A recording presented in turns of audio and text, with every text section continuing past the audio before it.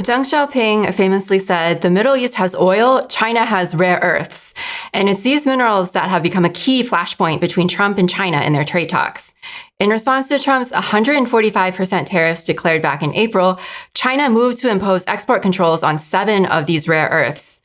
But after a 2-day meeting in London last week between US and Chinese officials, the two reportedly reached a deal, with the Chinese Commerce Ministry stating they'd approved a certain number of export permits for rare earth products, clearing the way for trade negotiations to continue. To discuss this so-called global race for rare earths, we are pleased to have on Marco Fernandez.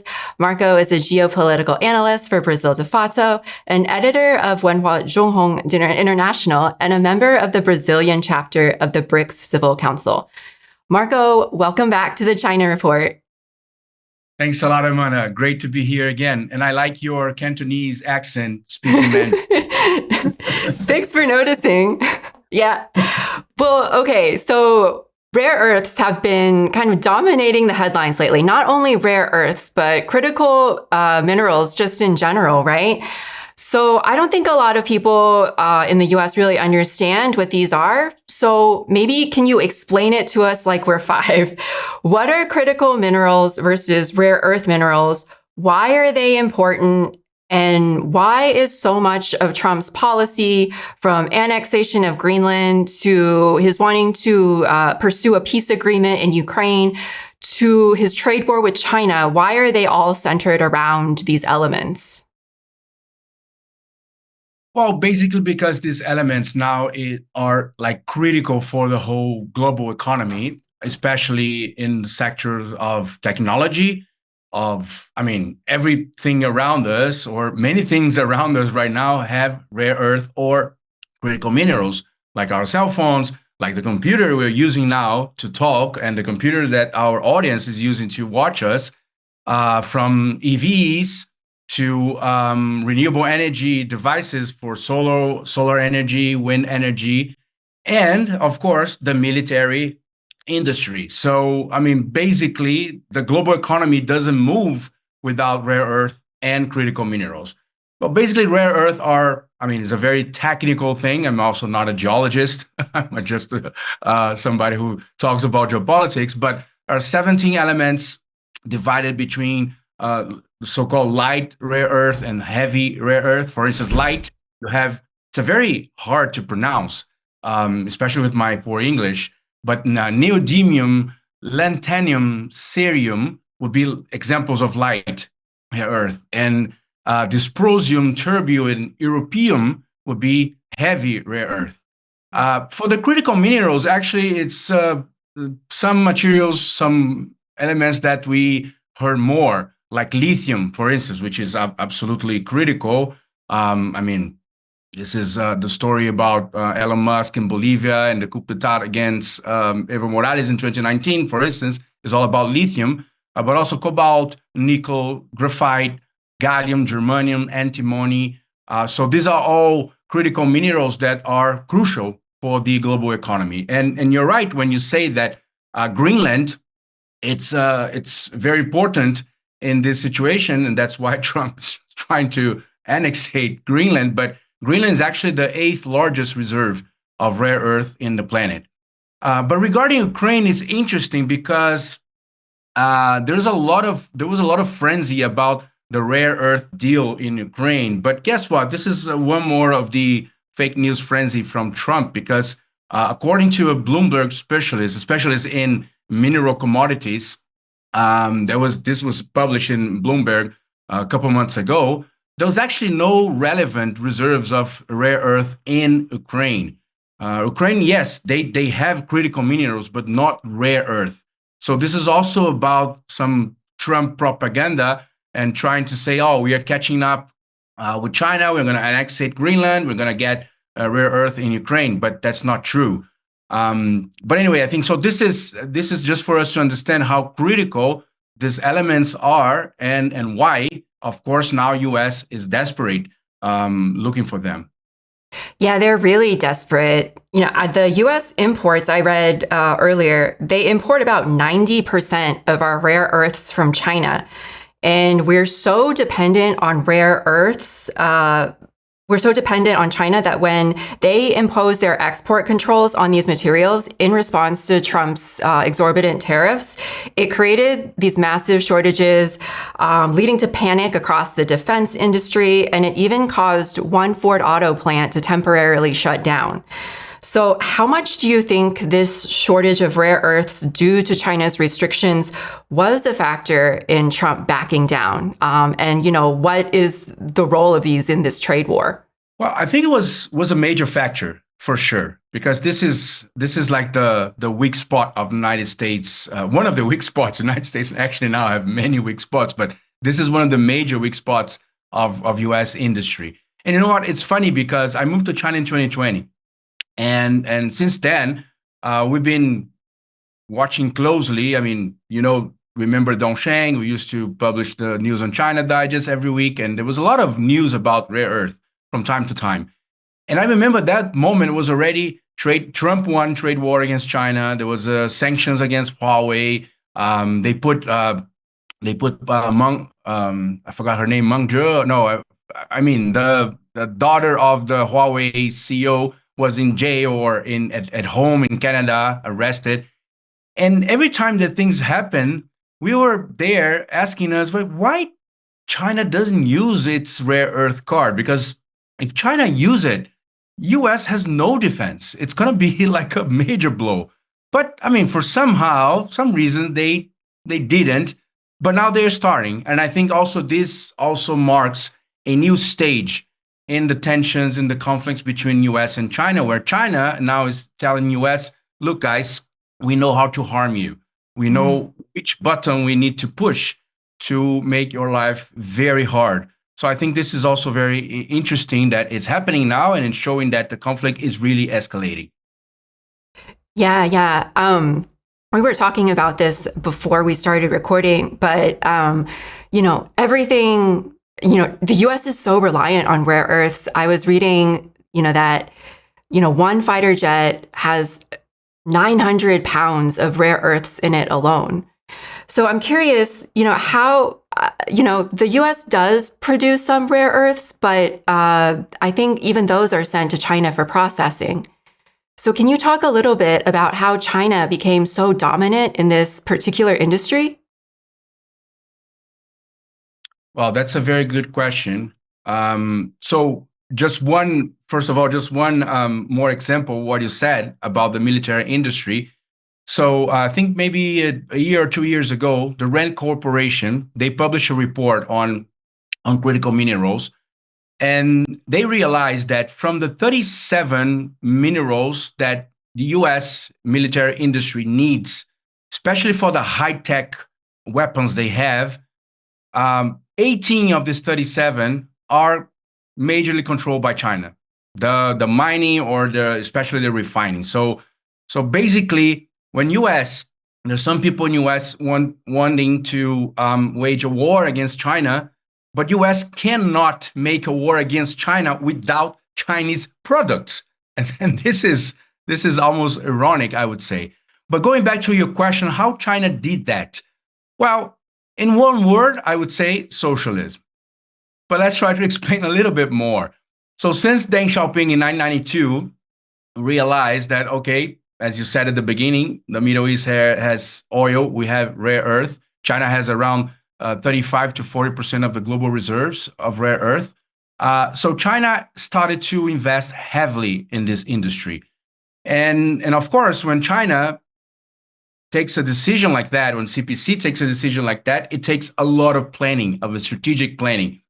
So first of all, of course, everything was nationalized. All the mining, the company, the SOEs, the state-owned enterprises were founded. Right now, we have a huge one. There was merged of many companies in 2021. And there was a lot of also mechanisms that China started to implement. So for instance, one of the things that actually broke US industry was when 2000, China imposed a different pricing system of rare earth domestically. So actually they decreased a lot.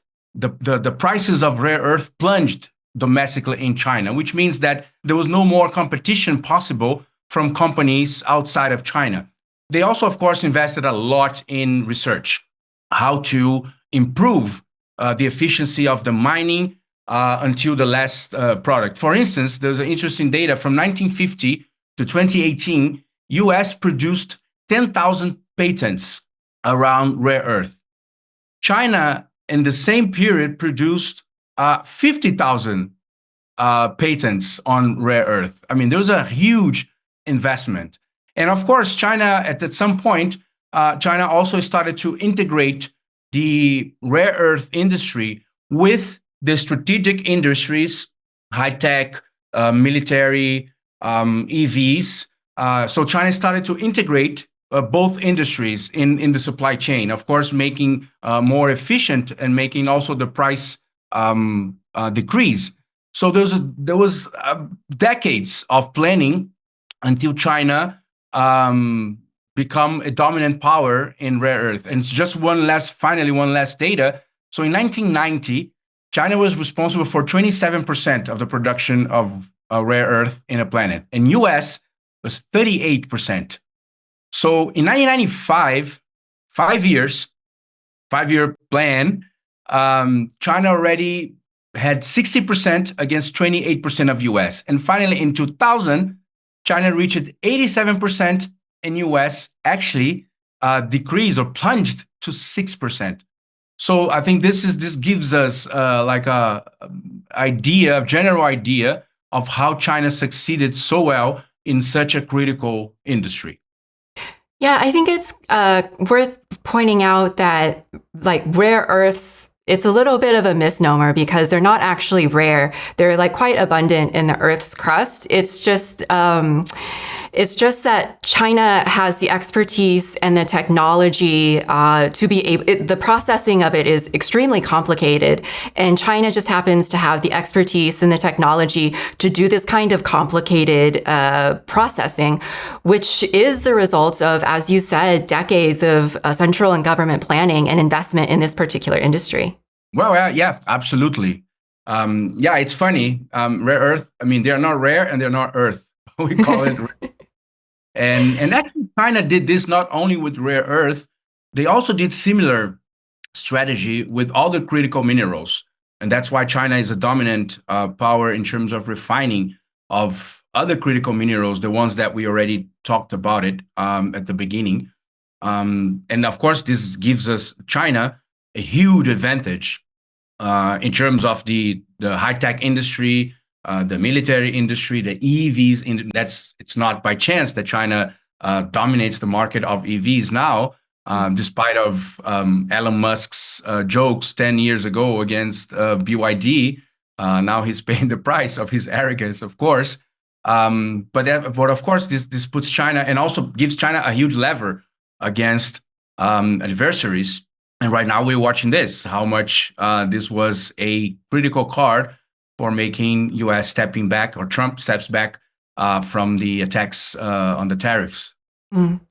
Okay, so not only does China dominate the processing of rare earths, but they're also the #1 consumer of critical minerals globally.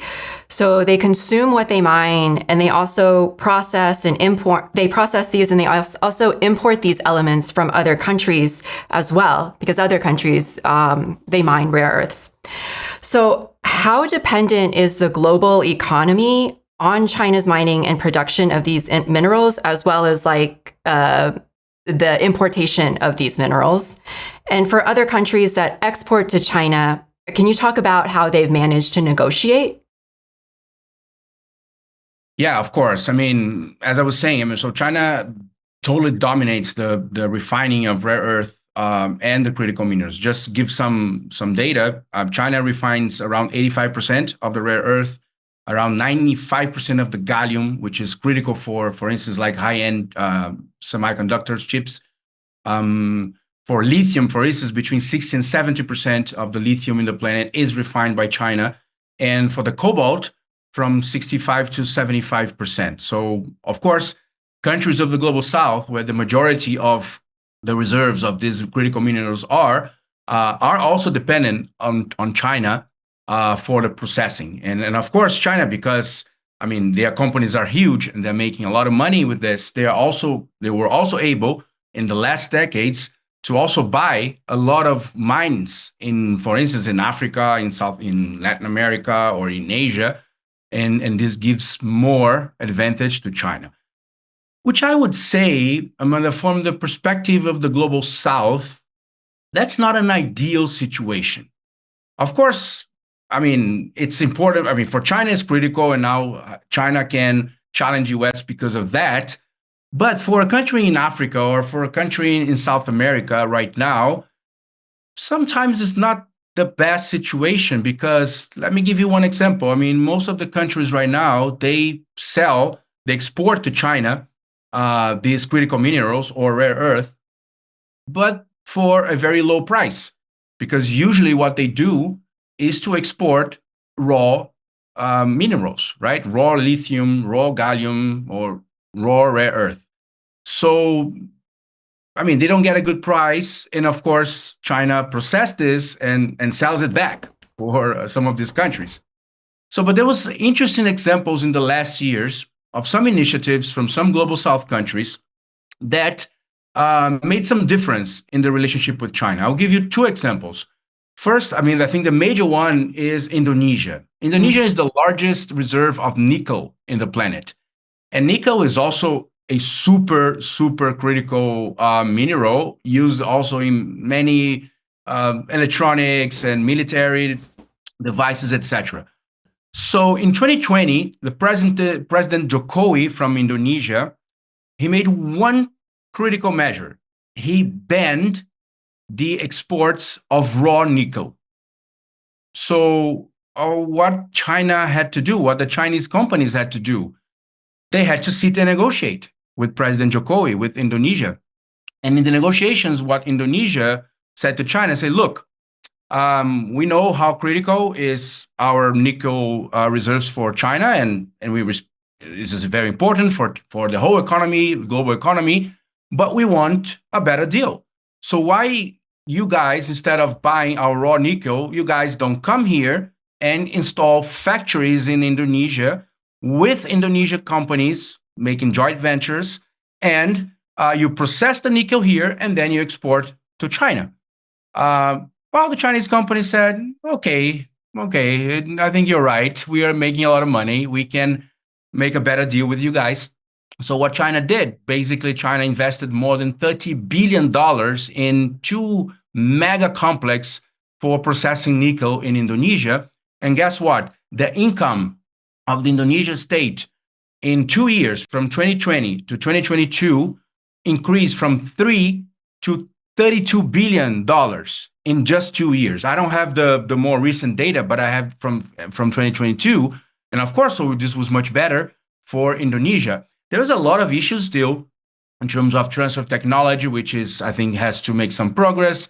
Of course, we have the environmental issues, which is always hard in terms of mining. Mining, I have a good friend who is a geologist. She said, Marco, there's no such a thing as a nice mining. Mining is always harmful to the environment. This is a challenge for us in the next decades.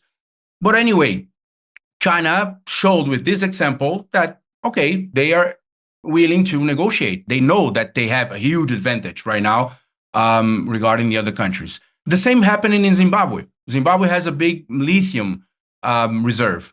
And in 2023, the president of Zimbabwe said, okay, no more raw lithium exported from Zimbabwe. And China had to do the same. It was a Chinese company exploiting the lithium there. They invested $300 million in the factory, and now they're processing the lithium in Zimbabwe. And something similar happened to Bolivia. Just to finalize last example, Bolivia actually didn't ban the exports of raw lithium, but they were able to do a great deal with both China and Russia. So there's CATL, which is the largest producer of lithium batteries in the planet. Is almost 40% of the global market. They made a good deal with Bolivia to produce, actually, not only to industrialize the lithium in Bolivia, but there's already a plan to start producing lithium batteries in Bolivia. And the same with Uranium One, which is a subsidiary of the Rosatom from Russia, which is the nuclear energy company. They also made a similar deal. So I mean, things are moving, but I think that in general, I think the global South, most of the global South countries are still not so aware of this leverage, because it's actually a leverage, right? Most of the reserves of critical minerals are in Africa and Latin America and in Asia, and we actually need better deals, including with China. Mm. Yeah, because I think you wrote in your report for Valdai Discussion Club that these rare earth minerals, they represent a kind of economic and technological empowerment, right? So could you talk a little bit more about that? Yeah, you know what? This is interesting, Amanda, because we are now back to the similar situation that we lived in the 50s and the 60s when the OPEC was created, which was this association of countries that exports oil, right? So until 1960, when OPEC was founded by Venezuela, Iran, Iraq, Saudi Arabia, Emirates, a few more other countries. But before that, the Western companies, especially from US and from Britain and Netherlands, they totally dominated the market of oil. And the countries who had the oil just had like small shares of the profits. So what OPEC did was actually, okay, guys, let's sit together, let's have an alliance, and let's negotiate together better deals with the Western companies. So I think now with this new situation where we have, of course, this emerging industry of high tech, EVs and renewable energy and even military, I think we need a new round of discussions among countries to establish new OPECs. A lithium OPEC, for instance, was the proposal from Mexican President AMLO, López Obrador, a couple of years ago, because I mean, most of the lithium it's in Argentina, Chile, Bolivia, and also in Mexico. So he said, guys, let's do a lithium OPEC. But I mean, the plan didn't succeed yet. But I think in general, this is what countries of the global South have to realize. And just one last example, what happened in 2016 when Russia proposed the creation of the OPEC Plus, which was basically the countries of OPEC, and Russia said, "Okay, guys, can I be part of the party with you guys?" Yes, I say, "Okay, of course." So right now, basically, Russia and Saudi Arabia, they sit together and actually both define the prices of the oil. But guess what? From 2016, when OPEC Plus was created, to last year, according to the Russian government, Russia increased its income from oil in $315 billion in just 8 years. So this is the potential that similar strategies for global South countries for critical minerals could benefit us in global South countries. Mm.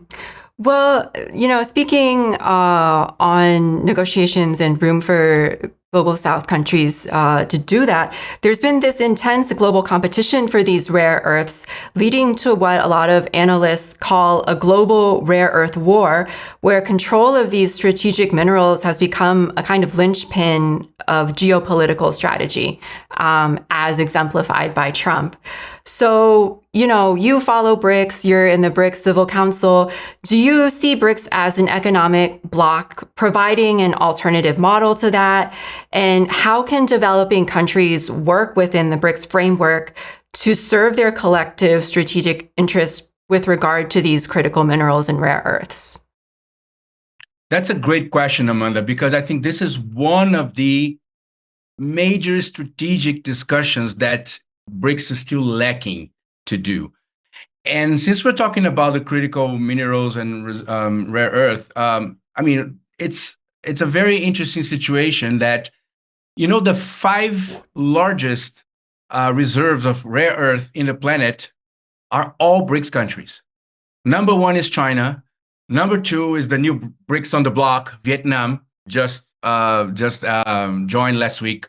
Brazil, my country, is the 3rd largest reserve of rare earth. Russia is the 4th, and India is the 5th. So these 5 countries combined have 85% of the rare earth reserves in the planet. And the question that you made is the same that I'm making now. Is like, why BRICS is not discussing a policy for rare earth? Why we're not discussing some sort of agreement where, of course, having China as a major refiner, why the 5 of us in BRICS are not sitting with China and say, okay, can we have some sort of a new agreements and strengthening actually BRICS in this sense? And I would say there's also some other BRICS could do the same with both oil and gas, because right now with the new countries, BRICS has around 50% of the oil reserves in the planet and more than 60% of the gas reserves. And the same applies also, we're not talking about this today, but the same applies to production of food, of grains. BRICS is a major producer of wheat and rice and soy and maize. So I think all this together puts the BRICS, I guess, under a challenge. First of all, there's a huge potential to be able to interfere and to control the global market in benefiting our countries. And also, of course, for some of these countries, they can get better deals either with China or even with the West in terms of how to organize the potential of being like a major producer of energy, of critical minerals, and of food. So I think this is one of the challenges that BRICS will have in the next years, because otherwise, if BRICS are not able to establish strategic economic cooperations in some areas that benefit our countries and most important, our people, I think at some point BRICS will start to frustrate, I think, the expectations that all of us in the global South are legitimately putting on BRICS. I'm a huge supporter, and I'm very excited about the possibility of the potential of BRICS. But I think there's still a lot of work to do until we get to a point that BRICS really create benefits or bring benefits to our countries and our peoples. 偷偷告诉大家，我最近发现了新法宝 Royal Face 逆时奇迹系列，它有活肤露、全效精华，还有精华霜。尤其我皮肤比较偏干，所以我非常的注重保湿。保湿做得好，肌肤自然烹饪。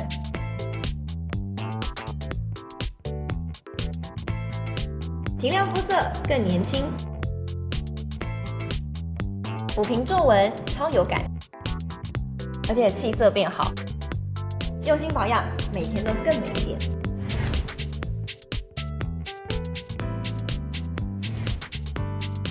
美吧。